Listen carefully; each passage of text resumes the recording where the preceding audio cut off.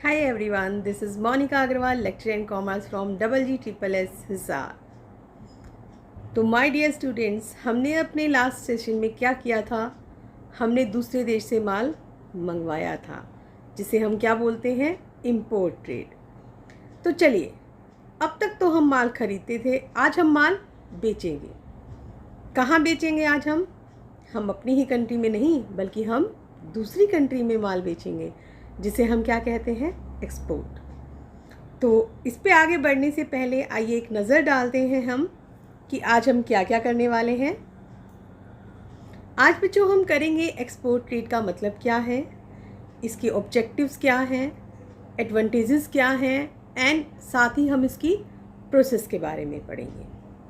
ठीक है, तो देखिए, जैसा कि आपको इस पिक में दिखाई भी दे रहा है कि यहाँ पे दो कंट्रीज़ की, ग्लोब में अलग अलग देश के जो लोग हैं वो आपस में एक दूसरे से व्यापार करने जा रहे हैं। ठीक है, तो एक्सपोर्ट ट्रेड का क्या मतलब है कि जब एक कंट्री दूसरी कंट्री में माल बेचता है, जैसे मैंने आपको बताया था कि अगर भारत अमेरिका से माल मंगवाता है तो हम क्या कर रहे हैं? हम क्या हैं? इम्पोर्टर। हम माल मंगवा रहे हैं। लेकिन अमेरिका क्या था वहाँ पे? एक्सपोर्टर। वो दूसरी कंपनी, दूसरे देश में जो माल है वो बेच रहा था, है ना। तो यहाँ पे अगर अब हम किसी दूसरे देश में माल बेचते हैं, लाइक हम श्रीलंका में माल बेच रहे हैं, तो हम क्या हैं? एक्सपोर्टर हैं। ऐसा क्यों होता है? ऐसा इसलिए होता है कि कई चीज़ें एक अलग अलग देश में अलग अलग टाइप के रिसोर्सेज होते हैं। हर जगह लिमिटेड रिसोर्सेज हैं, लेकिन हम उनका ऑप्टिमम यूटिलाइजेशन करना चाहते हैं, है ना। किसी जगह किसी चीज़ की बहुत ज़्यादा क्वांटिटी में होता है, लेकिन दूसरी जगह उस चीज़ की कमी होती है। जैसे कि देखिए, अब तेल के कुएं हैं, कहाँ पाए जाते हैं? ईरान, इराक वगैरह में मिलते हैं। वहाँ के लिए वहाँ पे बहुत ज़्यादा है, ठीक है, उन्हें इतनी ज़रूरत नहीं है। लेकिन दूसरे कंट्रीज़ में, जैसे लाइक अस, हमारे पास क्या तेल के कुएं हैं? नहीं। तो हमें बाहर से वो क्या करने पड़ते हैं? इंपोर्ट करने पड़ते हैं। ऐसे ही हमारे देश में अगर किसी चीज़ की ज़्यादा है, कोई चीज़ जो हमारे देश में ज़्यादा बनती है, लेकिन दूसरे देश में अगर उसी चीज़ की कमी है, तो हम उसको क्या कर सकते हैं? एक्सपोर्ट कर सकते हैं। तो एक्सपोर्ट आप किसी भी चीज़ का कर सकते हैं, चाहे वो गुड्स हैं, चाहे वो सर्विसेज हैं, किसी भी चीज़ का आप एक्सपोर्ट कर सकते हैं। और एक्सपोर्ट करने के लिए आप उसे बाय शिपिंग कर सकते हैं, लाइक कि समुद्री जहाज़ से आपने भेज दिया या हवाई जहाज़ से, जैसा भी है। आपने ईमेल से किया या कोई प्राइवेट लगेज है ना, उसमें भी आप प्लेन में कर सकते हैं। तो मतलब किसी भी तरीके से आप कर सकते हैं। तो इन शॉर्ट, एक्सपोर्ट क्या हुआ कि जब हम अपनी ही कंट्री में कोई चीज़ बनाते हैं और उसे विदेश में ट्रेड कर देते हैं, बेच देते हैं, तो ये हमारा क्या कहलाता है? एक्सपोर्ट कहलाता है। आइए अब चलते हैं हम इसके ऑब्जेक्टिव्स की तरफ। ऑब्जेक्टिव्स क्या क्या हैं इसके? सबसे पहला है सेल ऑफ सरप्लस प्रोडक्शन। हम कौन से माल की सेल करते हैं यहाँ पर? जो हमारे पास एक्सेस है, एक्स्ट्रा है, जितनी हमें ज़रूरत है, जितनी हमारे देश को ज़रूरत है, उतना हम यूज़ करते हैं। बाकी का जो माल है वो हम बेच देते हैं।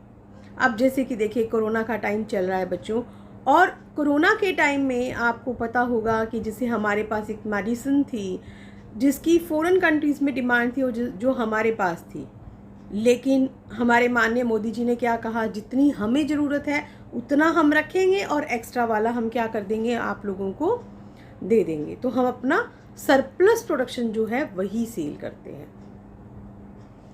नेक्स्ट आता है optimum utilisation of domestic resources. हम चाहते क्या हैं? जितने भी हमारे पास रिसोर्सेज हैं उनका ऑप्टिमम, बेस्ट एंड बेस्ट, जितना ज़्यादा से ज़्यादा हम यूटिलाइजेशन करना मतलब कर सकें, वो हम करना चाहते हैं। इसीलिए हम अपना एक्सपोर्ट करते हैं।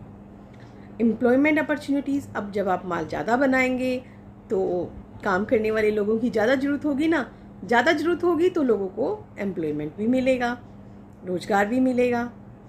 अर्निंग ऑफ फॉरेन एक्सचेंज, जब आप लोगों से, अगर आप बिजनेस कर रहे हैं बाहर के लोगों से, तो विदेशी विनिमय भी होगा। उनकी अपनी अलग करेंसी है, हमारी अपनी अलग करेंसी है, तो वहाँ पे हमें विदेशी विनिमय की भी प्राप्ति होती है। जब आपका व्यापार अच्छा चल रहा है, लोगों को काम अच्छा हो रहा है, तो उसका सीधा सीधा असर किस पे पड़ता है? हमारी नेशनल इनकम पे, हमारी राष्ट्रीय आय पे।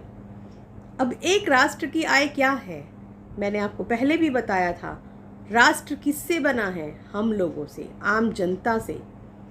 तो अगर हर पर्सन की इनकम ज़्यादा हो जाएगी तो ऑटोमेटिकली क्या होगा कि एक देश की इनकम भी तो ज़्यादा होगी ना। जब हमारे व्यापार अच्छे चल रहे हैं, लोगों को अच्छा रोज़गार मिल रहा है, लोगों की इनकम बढ़ रही है, तो साथ के साथ जो हमारे देश की इनकम है वो भी बढ़ जाती है। तो हम अपने देश की इनकम को बढ़ाना चाहते हैं, ये भी हमारा क्या है? एक्सपोर्ट ट्रेड का हमारा उद्देश्य है। तो जैसा मैंने आपको बताया था, जो हमारे उद्देश्य हैं वही इसके लाभ बन जाते हैं। सिर्फ लिखने का थोड़ा सा चेंज करना पड़ता है आपको। तो लिखने का आपको कैसे इसमें आप देखेंगे, देखिए बच्चों, कि जैसे कि आप इसमें बता सकते हैं कि इससे हमारी नेशनल इनकम को बढ़ने में हेल्प मिलती है, एम्प्लॉयमेंट को फ़ायदा मिलता है ना। और बाकी जो इम्पोर्ट वाले थे, कि अगर हम और मोड्स देखें कि इंटरनेशनल ट्रेड, क्योंकि आप किसी भी अगर विदेश में व्यापार कर रहे हैं तो वो आपका इंटरनेशनल ट्रेड हो गया, तो ठीक है। तो अब अगर आप कोई भी इंटरनेशनल ट्रेड में कई तरीके होते हैं जाने के, तो चाहे इंपोर्ट है चाहे एक्सपोर्ट है, दोनों ही इंटरनेशनल मार्केट में जाने के बहुत आसान से रास्ते हैं। और एक किस्म से हम कहें तो इसमें कोई जटिल प्रक्रिया भी नहीं है, कम है। फॉर्मेलिटीज़ तो देखो हर काम में करनी पड़ती है, घर बैठे बिठाए या कोई भी काम पूरा ना करने के बाद कुछ नहीं मिलता, हाथ पैर तो हिलाने पड़ते हैं। लेकिन औरों की कंपैरेटिवली इसमें कम काम है, कम जटिलताएं हैं, कम मुश्किलें आती हैं, ठीक है। और अगर हम और मोड्स देखें तो उनमें पैसा बहुत लगता है, लेकिन इनमें पैसा इतना नहीं लगता, इन्वेस्टमेंट इतनी नहीं लगती, खुद का पैसा इतना नहीं होना ज़रूरी है, क्योंकि सामने वाली पार्टी भी तो आपको पैसा देती है ना, तो वहाँ से भी उसका जो है वो बेनिफिट हमें मिल जाता है। तो चलिए अब हम किस पे चलेंगे? हम इसके चलेंगे प्रोसेस के ऊपर, कि एक्सपोर्ट ट्रेड करते कैसे हैं, माल हम जब भेजते कैसे हैं। देखिए, इंपोर्ट का तो आपको ध्यान होगा ही होगा, है ना। उसमें पहला था हमारा कि आप ट्रेड इंक्वायरी करते हैं, ट्रेड इंक्वायरी करते हैं, ध्यान आया। उसमें क्या था कि इंपोर्टर जो है वो एक्सपोर्टर के पास एक भेजता है कि मुझे इतना माल चाहिए और इस रेट का चाहिए, तो एक्सपोर्टर उससे रिलेटेड उसको सारी इन्फॉर्मेशन भेजता था, ठीक है। तो फर्स्ट स्टेप हमारा क्या हो गया यहाँ पे फिर, इसीलिए receipt of inquiry and sending quotation. अब जब जो बायर जो ख़रीदना चाहता है प्रोडक्ट को, वो अपनी एक इंक्वायरी भेजेगा डिफरेंट एक्सपोर्टर के पास कि भी मेरे को इसकी प्राइस बताइए, इसकी क्वालिटी, टर्म्स, कंडीशंस क्या क्या रहेंगी, आप सब कुछ बताइए। तो अब एक्सपोर्टर्स क्या क्या करेंगे, उसमें जो भी इंक्वायरी में पूछा गया है ना, जैसा भी पूछा गया है वो उसकी पूरा रिप्लाई तैयार करते हैं। जब वो उसका पूरा एक रिप्लाई तैयार करते हैं तो उसे एक चीज़ में लिख देते हैं, जिसे हम क्या कहते हैं, जो कोटेशन का फॉर्म बनाते हैं, क्या कहते हैं उसको, ध्यान आया, हमने इंपोर्ट में भी पढ़ा था, दैट इज़ परफॉर्मा इनवॉइस। याद आया? परफॉर्मा इनवॉइस में क्या था कि ये सारी की सारी जो इन्फॉर्मेशन है एक्सपोर्ट से रिलेटेड, कि कितना टाइप का जो हम गुड्स है वो माल बेचेंगे आपको, उसकी क्या क्वालिटी रहेगी, क्या ग्रेड रहेगा, क्या साइज़ रहेगा, क्या वेट रहेगा, किस तरीके से हम आपको डिलीवरी देंगे, पैकेजिंग का क्या टाइप रहेगा, पेमेंट्स की क्या क्या टर्म्स एंड कंडीशंस रहेंगी, तो ये सब कुछ उसमें लिखा होता है ना। देखिए, बातें वही हैं, वहाँ आपको लिखना था इंपोर्ट के तरीके से, क्योंकि आप इंपोर्ट ट्रेड के बारे में कर रहे थे, और यहाँ हम क्योंकि एक्सपोर्ट ट्रेड का प्रोसेस कर रहे हैं, तो बात उसी में से निकाल के अब हमने कौन सी साइड से लिखना है, एक्सपोर्ट ट्रेड के बारे में। क्योंकि देखिए, जब भी चाहे आप इंपोर्ट करें या एक्सपोर्ट करें, तो एक पार्टी एक्सपोर्ट करने वाली होगी तो दूसरी पार्टी इंपोर्ट करने वाली होगी, तो एक किस्म से प्रोसेस तो ऑलमोस्ट सेम ही रहेगा, सिर्फ आपको अलग अलग पॉइंट ऑफ व्यू से लिखना है, ठीक है। तो उसमें हमने उसको नाम दे दिया था ट्रेड इंक्वायरी, वो पूछताछ कर रहा था और सामने वाली पार्टी कोटेशन भेज रही थी, और यहाँ एक्सपोर्ट ट्रेड है हमारा, तो यहाँ पे अब जो एक्सपोर्टर है वो क्या कर रहा है, इंक्वायरी रिसीट करता है एंड अब वो अपनी कोटेशन तैयार करके भेजता है, जिसे हम कहते हैं परफॉर्मा इनवॉइस। फिर नेक्स्ट आता है रिसीप्ट ऑफ ऑर्डर, या जिसे आप कहते हैं इंडेंट। वहाँ पे भी था ना कि इम्पोर्टर ने आपको एक ऑर्डर भेजा था जिसे क्या कहते हैं, इंडेंट। तो अब जब बायर जो है, जो इंपोर्ट करना चाहता है, उसे एक्सपोर्ट का प्राइस, सारी टर्म एंड कंडीशंस मिल गई हैं। अब अगर वो उन पे एक्सेप्ट हो गया, उसको एक्सेप्टेबल है कि वो मान लेता है कि ठीक है मैं इन्हीं चीज़ों पे, इन्हीं शर्तों पे माल ख़रीदना पसंद करूँगा, तो वो क्या करेगा, हमें एक ऑर्डर दे देता है कि ठीक है तुम मेरे को इतनी इतनी क्वांटिटी, इतने टाइप की गुड्स की, और आप मुझे डिस्पैच कर दीजिए। तो ये जो ऑर्डर दिया जाता है उसे हम क्या कहते हैं, इंडेंट। ठीक है, तो ये जो इंडेंट है उसमें सारी की सारी डिस्क्रिप्शंस होती हैं। क्या क्या, जैसे कि कितना गुड्स हमने ऑर्डर किया, क्या हमारा उसका प्राइस हम देंगे, डिलीवरी टर्म्स क्या रहेंगी, पैकिंग का क्या रहेगा, मार्किंग डिटेल्स क्या रहेंगी, डिलीवरी इंस्ट्रक्शंस क्या रहेंगी, मतलब सब कुछ उसमें लिखा गया होता है। तो जैसा हमने पहले भी पढ़ा था क्या, कि दो तरीके की हमारी होती हैं, एक ओपन इंडेंट और एक दूसरा होता है हमारा क्लोज्ड इंडेंट। ओपन इंडेंट में क्या चीज़ है हमारी, कि ओपन इंडेंट में आपके पास उसकी मर्जी है, जो एक्सपोर्टर है कुछ चीज़ें वो अपनी मर्जी से उसमें कर सकता है। लेकिन क्लोज्ड इंडेंट में क्या होगा कि जैसा जैसा बायर ने कहा है, जैसी उसमें सब चीज़ें लिखी गई हैं कि कितने टाइप की गुड्स हैं, क्या चीज़ें हैं, किस टाइप की पैकिंग होनी चाहिए, मतलब जो चीज़ें उसमें लिख दी गई ना, वो सब उसी के अकॉर्डिंग होगा, उससे अलग आप नहीं जा सकते। ये ध्यान आपको वहाँ पे रखना होता है। ठीक है, तो दूसरा भी हमारा हो गया, क्या था वो, रिसीप्ट ऑफ ऑर्डर, जिसे हम अपनी भाषा में यहाँ पे जो ट्रेड की भाषा में है, एक्सपोर्ट ट्रेड की भाषा में, या हम इसे कह सकते हैं कि इंटरनेशनल ट्रेड की भाषा में हम उसको क्या बोल रहे हैं, इंडेंट बोलते हैं। नेक्स्ट आता है assessing the importers credit worthiness and securing A guarantee for payments. अब हमें क्या करना है यहाँ पर कि इम्पोर्टर जो है उसकी क्रेडिट वर्दीनेस चेक करनी है कि कौन हमें गारंटी देगा कि क्या हमारी पेमेंट मिल जाएगी या नहीं मिल जाएगी। अब इम्पोर्टर ने तो ऑर्डर दे दिया, लेकिन एक्सपोर्टर जो है, अब उसे कैसे यकीन होगा, वो सोचेगा ना कि कल को मैं माल तो भेज दूँ, लेकिन क्या पता वो पैसा आएगा या नहीं आएगा, कैसे क्या होगा, बहुत बड़ा खतरा है, लाखों करोड़ों रुपए का माल होता है, और अगर हमारा पैसा डूब जाएगा तो फिर हम क्या करेंगे। तो इन रिस्क को मिनिमाइज़ करने के लिए एक्सपोर्टर क्या करते हैं, एक लेटर ऑफ क्रेडिट डिमांड करते हैं इम्पोर्टर से। याद आया जो हमने इंपोर्ट में भी किया था, एलसी, जिसे हम शॉर्ट फॉर्म में क्या बोलते हैं, एलसी बोलते हैं।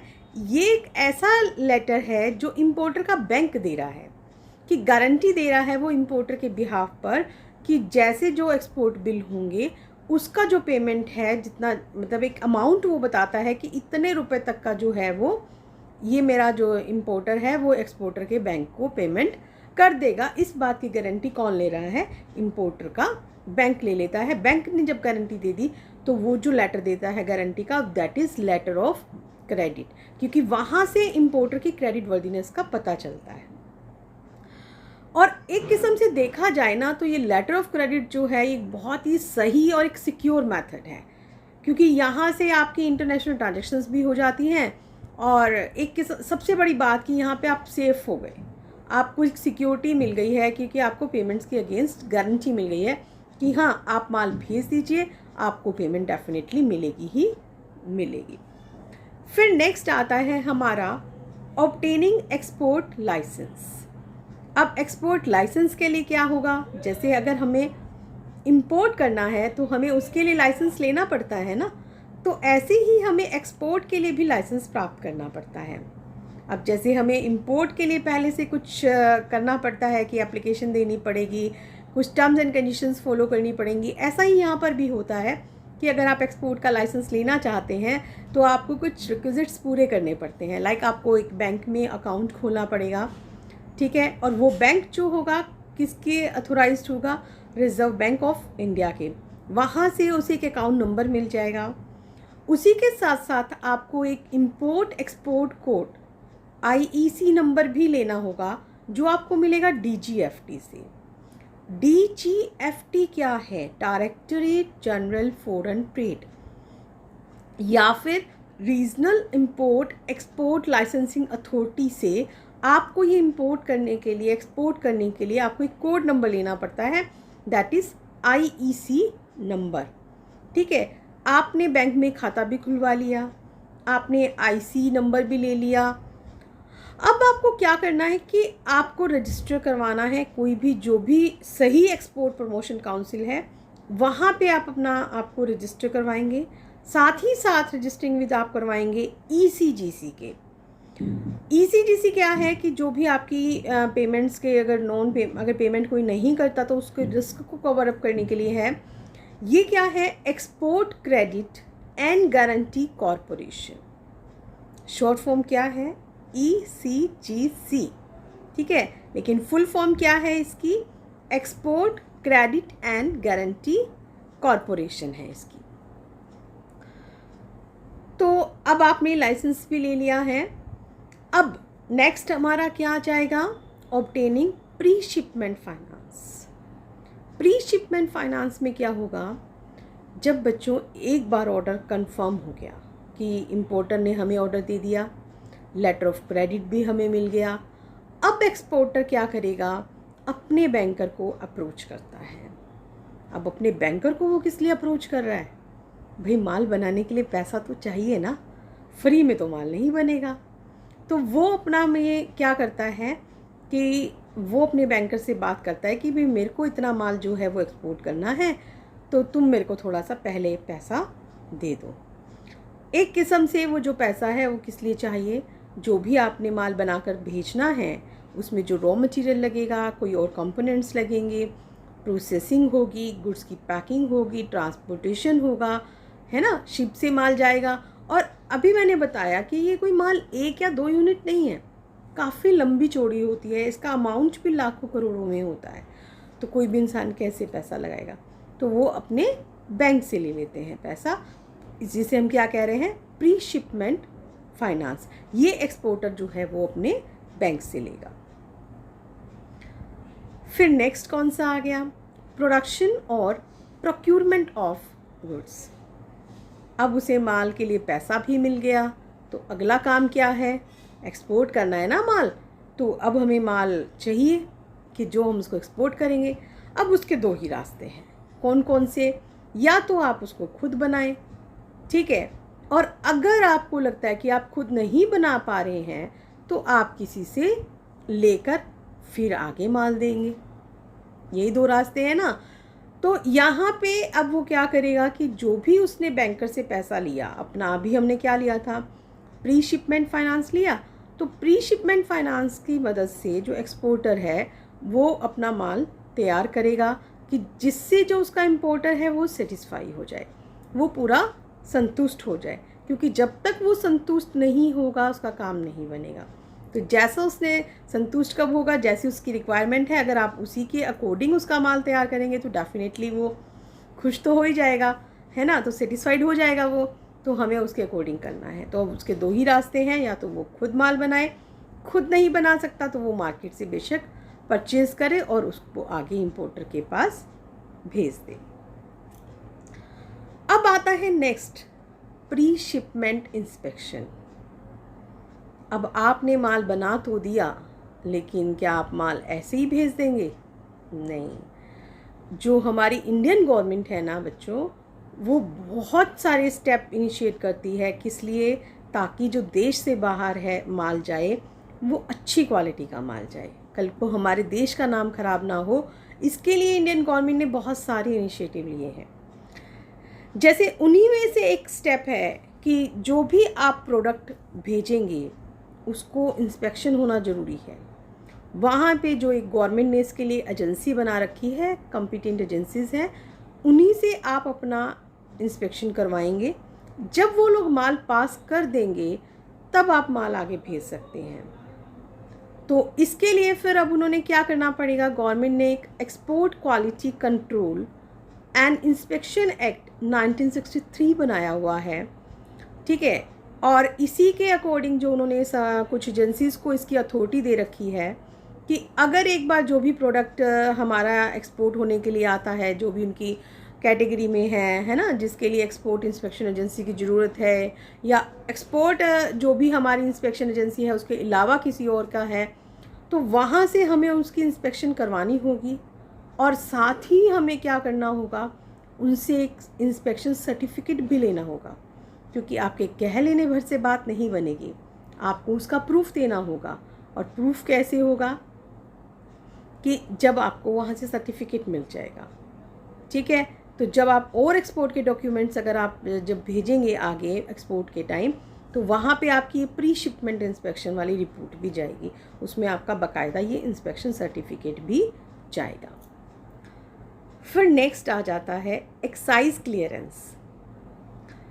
अब जो सेंट्रल एक्साइज टैरिफ एक्ट बनाया गया है उस पर आपको एक्साइज ड्यूटी भी देनी पड़ती है, जो कि अगर आपने माल खुद बनाया है तो वहाँ पे आपको एक्साइज ड्यूटी देनी पड़ती है। तो उसके लिए क्या है कि जो भी कंसर्न एक्साइज कमिश्नर होगा उस एरिया का, वहाँ पे आपको ये सारा का सारा इसके लिए अप्लाई करना होगा। अब जो एक्साइज कमिश्नर है वो सेटिस्फाई हो जाता है, तो वो कि भाई हाँ आपने इतना माल बनाया, इतनी ड्यूटी आपने पे कर दी है, तो वो आपको एक्साइज क्लियरेंस का एक सर्टिफिकेट दे देगा, ठीक है। अब कुछ केसेस में क्या होता है कि गवर्नमेंट ने एग्जाम्प्ट भी कर रखे हैं कि कुछ चीज़ों पे आपको एक्साइज ड्यूटी नहीं लगेगी, या एक बार लग जाएगी बाद में रिफ़ंड हो जाएगी, है ना, कि अगर गुड्स आपकी एक्सपोर्ट के लिए हैं तो वो बाद में रिफ़ंड भी कर देते हैं। तो उसके लिए जैसा भी है कि अगर आपको एग्जम्पशन मिल रही है या आपका रिफ़ंड होना है, तो व्हाटएवर जो भी है। और ये चीज़ें किस लिए बनाई जाती हैं, कि ताकि लोग एक्सपोर्ट को प्रमोट करें, ज़्यादा से ज़्यादा एक्सपोर्ट करें, इसलिए उनको छूटें दी जाती हैं। और जो ये रिफ़ंड होता है एक्साइज ड्यूटी का, उसे एक और नाम से भी बोला जाता है। क्या नाम होता है उसका? Duty drawback. ड्यूटी ड्रॉबैक कहते हैं अगर जो भी आप एक्साइज ड्यूटी का रिफ़ंड होता है, ठीक है। तो एक्साइज क्लियरेंस भी आपको मिल गया है। अब नेक्स्ट कौन सा आ गया हमारे पास? Obtaining certificate of origin. अब आपको एक और अगला सर्टिफिकेट भी लेना है, सर्टिफिकेट ऑफ ऑरिजिन भी लेना है आपको। अब कुछ जो इंपोर्ट करने वाली कंट्रीज़ होती हैं ना, वो कुछ टैरिफ कंसेशन दे देती हैं या कुछ एग्जम्पशन दे देती हैं कि अगर आप इस पर्टिकुलर कंट्री से माल ख़रीदेंगे तो हम आपको ये छूट देंगे। तो क्या होता है कि जो इम्पोर्टर है वो बेनिफिट उठाने के लिए एक्सपोर्टर को कहता है कि भाई आप हमें एक सर्टिफिकेट ऑफ ओरिजिन भी भेजिए। अब ये सर्टिफिकेट ऑफ ओरिजिन है क्या चीज़? सर्टिफिकेट ऑफ ओरिजिन एक प्रूफ होता है गुड्स का, कि जिस देश से आप माल मंगवा रहे हो ना, कि ये जो चीज़ें हैं ये उसी देश में बनी है जहाँ से एक्सपोर्ट किया गया है, ठीक है। तो उसे हम क्या कहते हैं? सर्टिफिकेट ऑफ ओरिजिन कहते हैं। तो ये सर्टिफिकेट ऑफ ओरिजिन इंपोर्टर अपने टैरिफ कंसेशन के लिए या एग्जाम्पशंस के लिए यूज़ करते हैं। तो वो किससे मांगेंगे? एक्सपोर्टर से। अब एक्सपोर्टर ही देगा ना कि मेरे देश में माल बना है, ठीक है। तो ये जो भी है, ये सर्टिफिकेट जो है वो जो भी ट्रेड कॉन्सुलेट हैं जो भी एक्सपोर्टर के देश में, उनसे ये सर्टिफिकेट जो है वो ले लिया जाता है। अब फिर नेक्स्ट कौन सा आ गया? Reservation of shipping space. इसमें क्या है कि जो एक्सपोर्टिंग फर्म है जो एक्सपोर्ट कर रही है, अब वो शिपिंग कंपनी के लिए अप्लाई कर देती है कि भाई हाँ आपको माल भेजना है तो आपको शिप में स्पेस चाहिए। अब उसे वहाँ पे बताना पड़ेगा कि वो किस टाइप की गुड्स एक्सपोर्ट करना चाहती है, किस डेट को वो उसकी शिपमेंट होगी, है ना, और उसका जो डेस्टिनेशन है वो कहाँ पे रहेगा, ठीक है। जब शिपिंग जो कंपनी है वो उसकी एप्लीकेशन को एक्सेप्ट कर लेती है, तो शिपिंग कंपनी क्या करेगी? एक शिपिंग ऑर्डर निकाल देगी। अब ये जो शिपिंग ऑर्डर है ये एक किस्म से शिप के कैप्टन को जो होता है वो इंस्ट्रक्शन दी गई होती हैं कि भाई ये जो स्पेसिफाइड गुड्स हैं इस कस्टमर की है, तो ये जो आपको अगर मिल जाएंगी क्लियरेंस हो के पोर्ट पे, तो ये आप इतना माल आपको लेकर जाना है। फिर नेक्स्ट आ जाता है पैकिंग एंड फॉरवर्डिंग। अब जो गुड्स हैं वो आपकी प्रॉपर्ली पैक होनी चाहिए, मार्क्ड होनी चाहिए, उस पर सब चीज़ें लिखी होनी चाहिए कि कौन सा इंपोर्टर का, किस इंपोर्टर को आप माल भेज रहे हैं, उसका एड्रेस क्या है, कितना उनका वेट है, ग्रोस वेट कितना है, नेट वेट कितना है, शिपमेंट का क्या रहेगा, डेस्टिनेशन क्या होगा, कंट्री ऑफ ओरिजिन क्या है, एट्सेट्रा एट्सेट्रा एट्सेट्रा, ये सब चीज़ें उसमें लिखनी पड़ेगी। ठीक है। अब उसके बाद एक्सपोर्टर किस चीज़ के लिए अरेंजमेंट्स करेगा, जो आपने अपनी गुड्स को पोर्ट तक लेकर जाना है, उसको किस तरीके से आप लेकर जाओगे, तो उसकी ट्रांसपोर्टेशन के लिए करेगा। तो अक्सर होता क्या है कि रेलवे वैगन के थ्रू जो है वो माल भेज दिया जाता है। तो अब आप रेलवे में माल देते हैं तो उसके लिए आपको क्या मिलेगी, एक रेलवे रिसिप्ट मिलती है।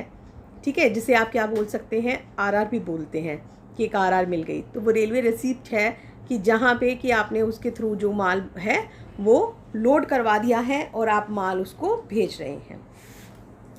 अब जो एक्सपोर्टर है वो उसको आगे रेलवे रिसिप्ट को एंडोर्स कर देगा, अपने एजेंट को दे देगा कि भी, ताकि जो माल है वो शिपमेंट उसकी की जा सके, जो अगली पोर्ट पर है वहाँ पर माल ले जाकर और शिप में उसको भरा जा सके। अब माल आप भेज रहे हैं तो अब उसका अगला काम क्या है, रास्ते के रिस्क भी तो हैं। तो उसके लिए हमें क्या करना पड़ेगा, इंश्योरेंस करवाना पड़ेगा गुड्स का, क्योंकि इतनी दूर माल जाएगा, चोरी का खतरा है, डैमेज का खतरा है, माल डूब सकता है, पानी के जहाँ से जा रहा है रास्ते में, है ना, कुछ भी हो सकता है। तो उसके लिए फिर एक्सपोर्टर क्या चाहता है कि उसका माल इंश्योर्ड हो जाए, कि कल को भगवान ना करे कुछ मिसहैप हो जाता है तो कम से कम उसको इंश्योरेंस कंपनी जो है वो कंपनसेट करते। अब माल इंश्योरेंस भी हो गया, तो अब अगली चीज़ क्या आ गई, कस्टम क्लियरेंस। अब माल जो है, आपकी जो गुड्स है वो कस्टम से भी क्लियर होनी चाहिए। ठीक है, और कब, शिप पर लोड होने से पहले आपको कस्टम क्लियरेंस भी प्राप्त करनी होगी, है ना। तो एक्सपोर्टर इसके लिए एक शिपिंग बिल बनाएगा। जो शिपिंग बिल होता है वो एक मेन डॉक्यूमेंट होता है, जिसी के इस शिपमेंट जो बिल होगा ना, इसी के बेसिस पे क्या होगा कि जो कस्टम ऑफिसर है वो परमिशन देगा कि आप एक्सपोर्ट कर सकते हैं। अब ये शिपिंग बिल क्या है, इसमें क्या क्या चीज़ें होंगी, वही गुड्स के पर्टिकुलर्स होंगे कि जो आप एक्सपोर्ट करने जा रहे हैं। वेसल मीन्स उस शिप का नाम क्या है, कौन सी बंदरगाह से आप इसको गुड्स भेजने वाले हैं, कौन से देश में माल भेजने वाले हैं, एक्सपोर्टर का क्या नाम है, क्या एड्रेस है, वो सारा का सारा आपका इसमें लिखा होगा। ठीक है, और फिर नेक्स्ट आपका क्या आ जाता है, ऑब्टेनिंग मेड्स रिसीप्ट। अब जब जो गुड्स हैं वो लोडेड हो गई हैं शिप पर, तो उसके लिए जो कैप्टन है शिप का, ठीक है, जिसे हम मेट भी कह देते हैं, वो एक रिसीप्ट देगा कि भाई हाँ हमने माल ले लिया है, दैट इज़ मेट्स रिसीप्ट। ये एक किस्म से आप ये कह सकते हैं कि जो शिप का कमांडिंग ऑफिसर है वो देता है। इसमें भी सारी इन्फॉर्मेशन होती है कि आपने किस शिप में माल लोड किया, कितना उसमें आपने स्पेस ले रखा है, डेट कौन सी थी, क्या पैकेजिंग के डिस्क्रिप्शन है, मार्क्स नंबर, कार्गो की कंडीशन क्या है, सब कुछ चीज़ें जो हैं उसमें वो लिखी गई होती हैं। और जो पोर्ट्स का सुप्रिटेंडेंट है वो पोर्ट ड्यूज़ की रिसीप्ट भी देता है, हैंड ओवर कर देता है कि मेट्स को। ठीक है, अगला आता है बच्चों फिर इसी में payment of freight and issuance of bill of lading. अब यहाँ पे क्या है, जो भी आपका कैरियर फॉरवर्डिंग एजेंट है वो जो मेट्स रिसिप्ट आपको मिली थी वो उसको दे देता है, और जब आपको फ्रेट की रिसिप्ट मिलती है तो शिपिंग कंपनी आपको एक बिल ऑफ लैडिंग इशू करती है, जो किस चीज़ का एविडेंस है कि जो शिपिंग कंपनी है उसने आपके गुड्स को ले जाना एक्सेप्ट कर लिया है उस पर्टिकुलर डेस्टिनेशन पर जहां आप उसको भेजना चाहते हैं। और अगर आप इन गुड्स को बाय एयर भेजते हैं, एरोप्लेन से भेजते हैं, तो ये जो डॉक्यूमेंट है वो फिर क्या कहलाएगा, एयरवे बिल। ठीक है, अगर आप पानी के जहाज़ के थ्रू भेज रहे हैं तो वो शिपमेंट बिल था, लेकिन अगर वैसे आप भेजते हैं तो फिर क्या कहलाएगा, वो एयरवे बिल कहलाएगा। और फिर आप प्रिपरेशन ऑफ इनवॉइस करते हैं, आपने गुड्स भेज दी हैं तो आप एक इनवॉइस तैयार करते हैं जो भी आपने गुड्स डिस्पैच की हैं, और वो ये बताता है कि इनवॉइस क्या बताएगा कि आपने कितनी क्वांटिटी जो गुड्स हैं कितनी क्वांटिटी में भेजी हैं, उनका अमाउंट क्या रहेगा, वो सब आप इम्पोर्टर के पास भेज देते हैं। ठीक है, और जो CNF एजेंट है वो ड्यूली अटेस्ट होता है, उसके जो भी कस्टम वगैरह के थ्रू वो हो जाता है। फिर आता है सिक्योरिंग पेमेंट। अब शिपमेंट हो गई है ना। एक्सपोर्टर अब क्या करेगा, इन्फॉर्म करेगा इंपोर्टर को कि भाई मैंने माल जो है वो शिप में भिजवा दिया है। अब इंपोर्टर क्या करेगा, अब इंपोर्टर को डॉक्यूमेंट्स की ज़रूरत है ना, कि ताकि जब वो माल आएगा तो उसके पास उसकी टाइटल होनी चाहिए, माल के स्वामित्व के कागज़ होने चाहिए, तभी तो वो अपना माल छुड़ा सकता है।